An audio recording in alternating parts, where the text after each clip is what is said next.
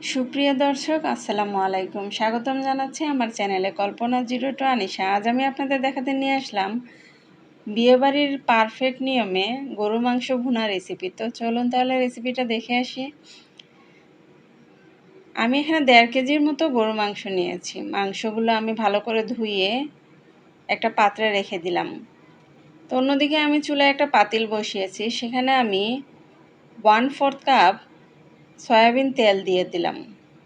তারপর আমি 2 কাপ পেঁয়াজ কুচি দিয়ে দিলাম। আমি এখানে মেজারমেন্ট কাপের অনুযায়ী 2 কাপ পেঁয়াজ কুচি নিয়েছি। তো একটু নেড়ে দিলাম।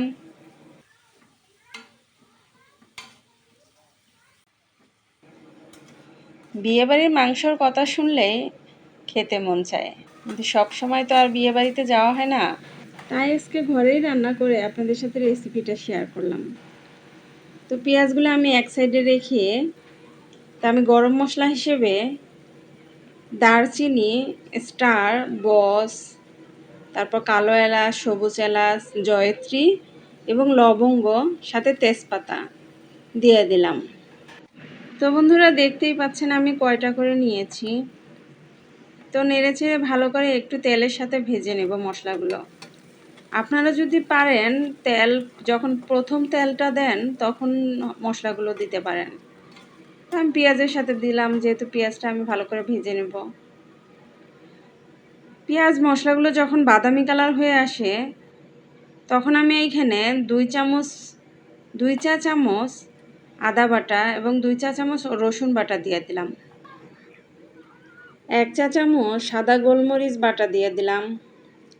দিয়ে আবার নাড়তে থাকবো। মশলাগুলো আমি ভালো করে একটু ভেজে নেব, যেন আদা রসুনের গন্ধটা না থাকে। তারপর ভাজা হয়ে গেলে আমি 2 চা চামচ হলুদ গুঁড়ো এবং 1 চা চামচ ধনিয়া গুঁড়ো দিয়ে দিলাম। সাথে আমি শুকনো মরিচ বাটা 1.5 টেবিল চামচ দিয়ে দিলাম এবং 2 চা চামচ জিরা বাটা দিয়ে দিলাম। দিয়ে আবার আমি সব মশলা কিছুক্ষণ কষিয়ে নেব।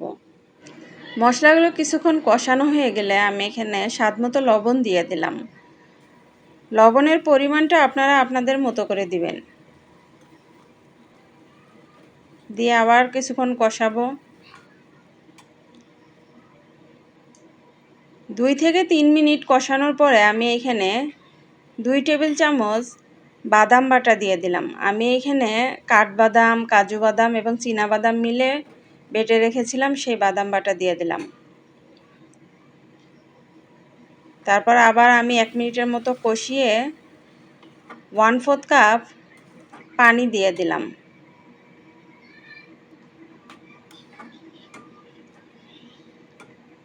পানিটা দিয়ে আমি আবার 3 থেকে 4 মিনিটের মতো কষাবো, তবে চুলার জালটা অবশ্যই মিডিয়াম আঁচে রাখতে হবে। তারপর কষানো হয়ে গেলে আমি এখানে একটা টমেটো কুচি করে রেখেছিলাম, সেই টমেটো দিয়ে দিলাম, সাথে কাঁচামরিচ কয়েকটা দিয়ে দিলাম। দিয়ে আবার 2 থেকে 3 মিনিট কষাবো। তারপর মাংসটা সিদ্ধ হওয়ার জন্য আমি এখানে 1 চিমটি পরিমাণ জয়ফল দিয়ে দিলাম। 2-3 মিনিট কষানোর পরে আমি এখানে যে মাংসগুলো ধুয়ে রেখেছিলাম সেই মাংসগুলো দিয়ে দিলাম।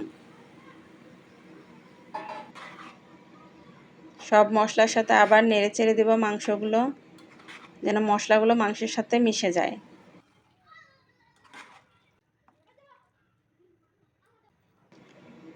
আমি এখন কোনো পানি দিলাম না। আমি এখন 3 থেকে 4 মিনিটের জন্য ঢাকনা দিয়ে ঢেকে রেখে দিলাম। 3 থেকে 4 মিনিট পর ফিরে এসে দেখি পানি আমার মাংস দিয়ে ছেড়ে দিছে। তাই আমি সেই পানিতে আবার মাংসগুলো কিছুক্ষণ কষাবো। আবার আমি 2 থেকে 3 মিনিটের জন্য আবার মাংসগুলো কষিয়ে নেব। আর একটা কথা বারবার বলছি, চুলার জালটা অবশ্যই মিডিয়াম আঁচে রাখবেন। এইখানে হাই হিটে বাড়ানো যাবে না, তাহলে পুড়ে যাওয়ার সম্ভাবনা আছে। তো মাংসগুলো কষানো হয়ে গেলে আমি এইখানে 1 চা চামচ ঘি দিয়ে দিলাম। দিয়ে আবার কিছুক্ষণ নাড়তে থাকবো। ঘিটা অবশ্যই দিবেন, যেহেতু বিয়েবাড়ির স্বাদ।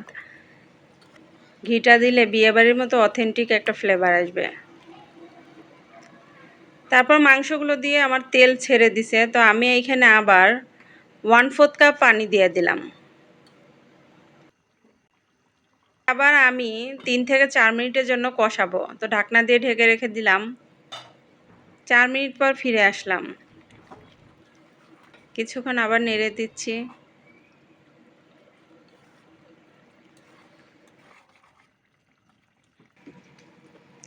তিন থেকে 4 মিনিট কষানোর পর আমি এখানে মেজারমেন্ট কাপের 2 কাপ পরিমাণ পানি দিয়ে দিলাম। এই মাংস রান্নার ক্ষেত্রে আমার এটা শেষ পানি দেওয়া, আর কোনো পানি দেওয়া লাগবে না।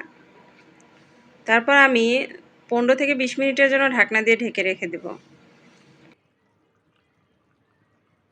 প্রথমে 1 থেকে 1.5 মিনিট চুলার জালটা হাই হিটে রেখে তারপর লো হিটে রাখতে হবে। তো আমি অফ ক্যামেরায় কিছুক্ষণ পরপর এসে নেড়ে দিয়েছিলাম। তারপর আমি এখানে 4 থেকে 5টার মতো আলু বোখারা দিয়ে দিলাম।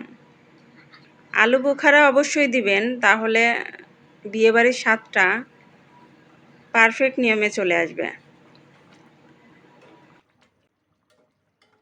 তো বন্ধুরা, দেখতেই পাচ্ছেন আমার রান্নাটা পুরোপুরি হয়ে গেছে এবং মাশাআল্লাহ তরকারিটা কত স্বাদ হয়েছে যে যা আপনারা এই রেসিপি তৈরি করে না খেলে বুঝতেই পারবেন না।